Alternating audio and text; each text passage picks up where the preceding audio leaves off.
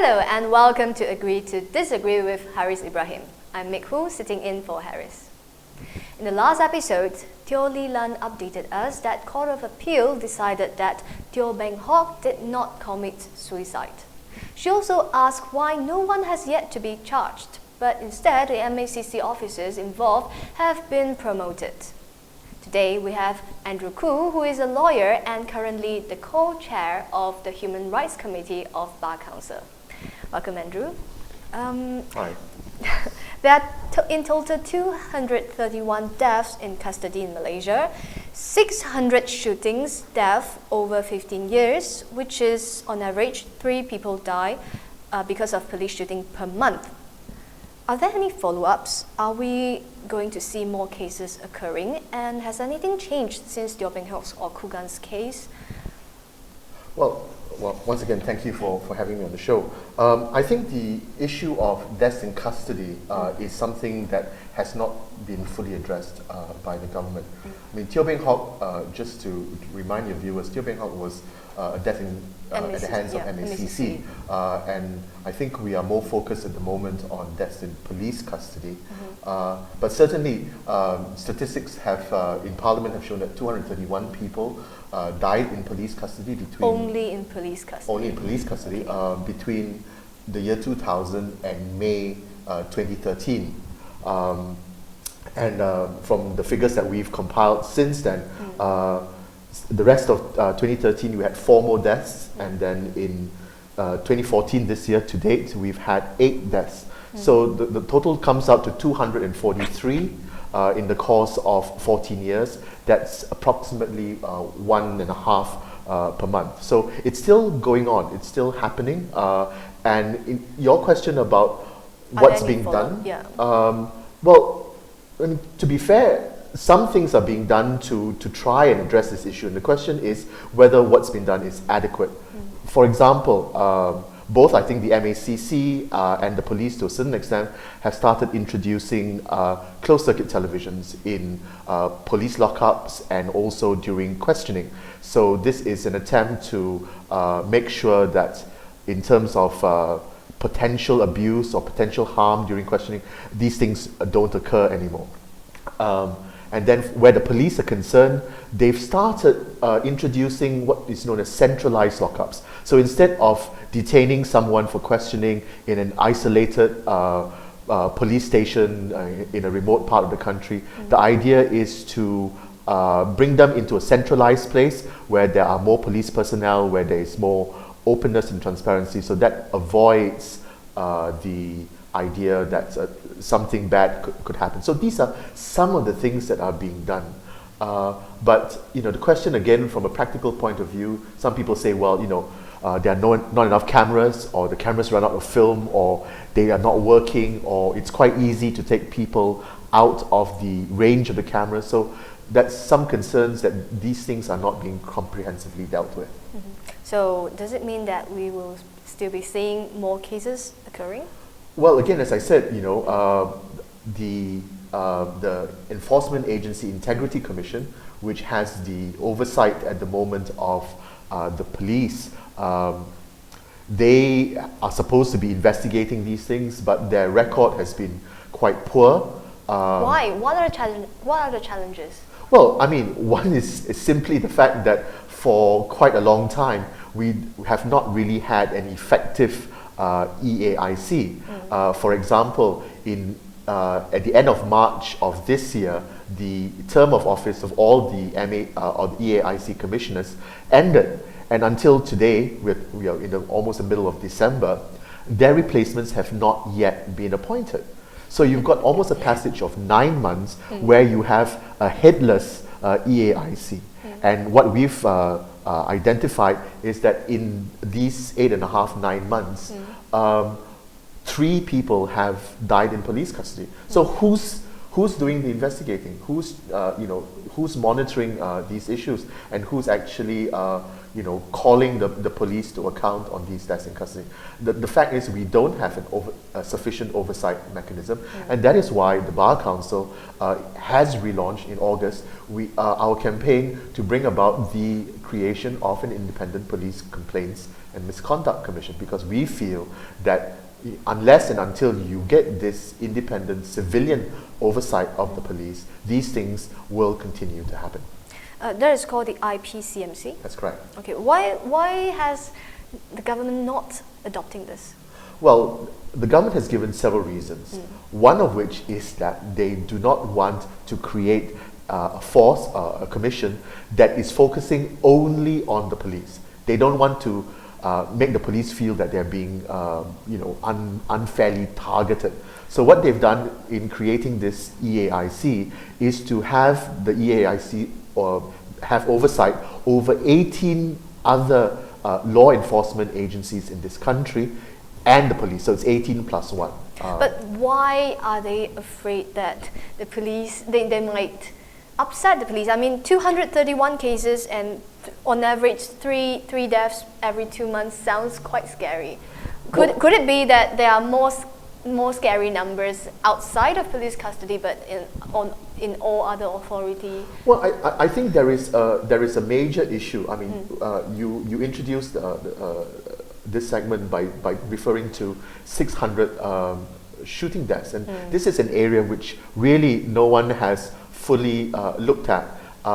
And I came up with the figure 600 simply by doing sort of a check of Malaysia Kini in terms of the stories that it has carried since it began a publication 15 years ago, and I've done a rough count, and I counted something like 600 cases where people have been shot. The usual police hunt, chase, the alleged criminals are cornered, and there's a shootout, and unfortunately everybody's shot dead. And you count that over 15 years, it's about 600 people, but no one's really done that. So the question is there a climate where the police have been able to do anything that they want without having to be accountable either to the government, but more importantly to the public and to the taxpayer? I think that's the issue that we need to raise and to discuss and to debate.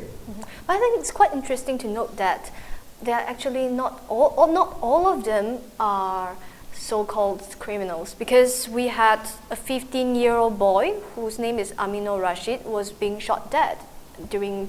Yeah.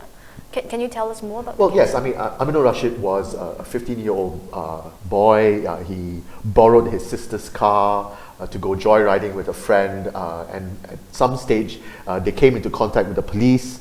According to the police story, was that they were asked to stop, and either, depending again on the story, either they sped away, or there was also an allegation that they were trying to reverse and to try and injure the police officer in question.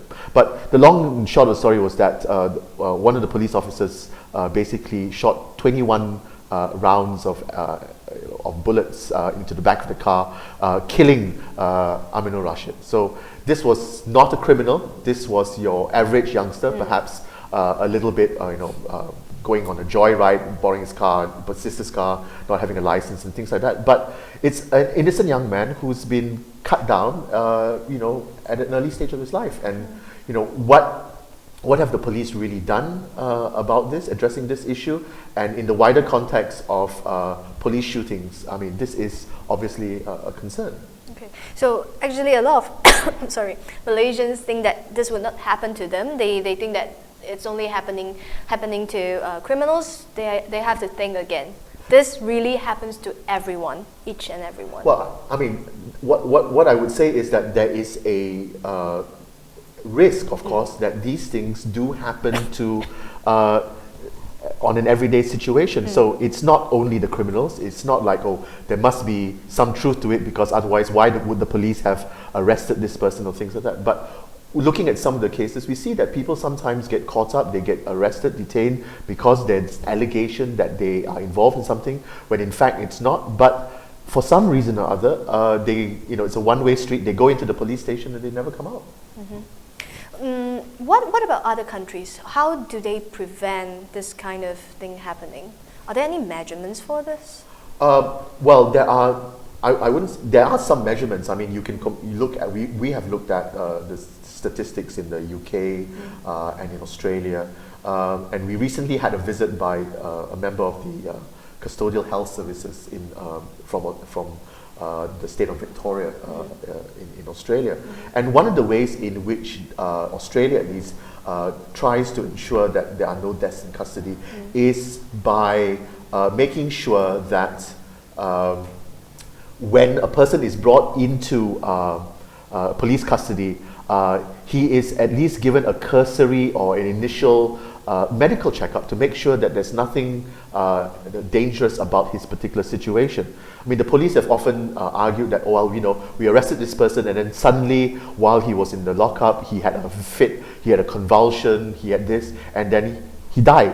And we have no reason to know why he died. So one of the ways to address this is to try and make sure that there is some sort of preliminary medical investigation or at least checkup to make sure that there's no immediate medical risk being faced by the detainee or the arrested person, so that this helps cut down the potential for death in custody.